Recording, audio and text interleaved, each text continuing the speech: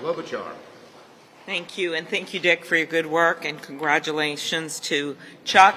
And it was truly a beautiful talk today, not only by Senator Feinstein and talking about what she'd been through the last few years, but also Senator Padilla, who we all learned got his start in government working with Diane, and he also gave some beautiful remarks about her life.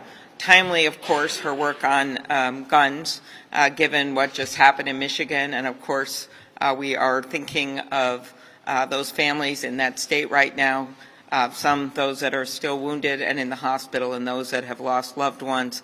As you all know, it is the Democratic Party that has been standing up now for years to take action on gun violence, and we are not giving up and are proud of the work we've done, but we know there's so much more to do. I wanted to talk about the surveillance issue and the shooting down of the unidentified objects from a few perspectives, as well as the surveillance balloon. The first being it was a Duluth airman who shot the unidentified object down over Lake Huron, and it just goes to show whether you're looking or talking about Alaska or Minnesota or Wisconsin, the importance of our National Guard airmen, and that we have capacities outside of certain big bases all over our country, and we're proud of the work that they did. But I think that the discussion about the original balloon and our approach and the investigation that Senator Tester is going to lead needs to also include the other work that's being done on China. And I first want to commend Senator Schumer for his leadership on the CHIPS bill. We are to the point, as you all know, that we're down to 12% of the semiconductor chips produced in America, and one of our big efforts is to increase our domestic production, so we are not dependent on other countries in the world as China potentially moves into this space.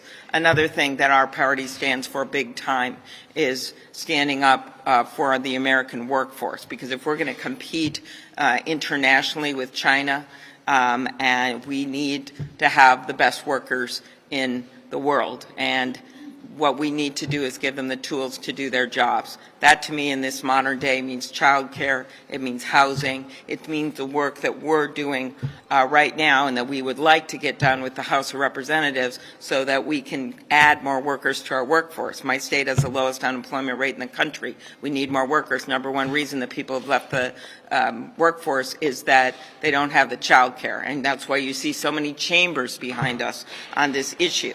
And so to me, when we look at our competition with China, we need to raise our standards when it comes to the number of people able to work, whether it's immigration reform, whether it's the work that must be done to make it easier for our workers to work. We shouldn't be shutting out the world's talent when it comes to American excellence.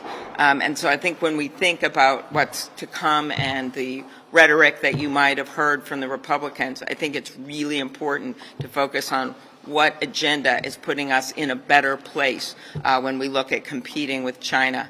Final thing is just our allies around the world and the importance of this administration building this incredible network of allies, waking it from its slumber as we deal with the war in Ukraine, and how important that's going to be for us, not just for security, but also for trade and our economic prowess as we go forward into the future when we have China threatening us economically. Thank you. Senator Padilla.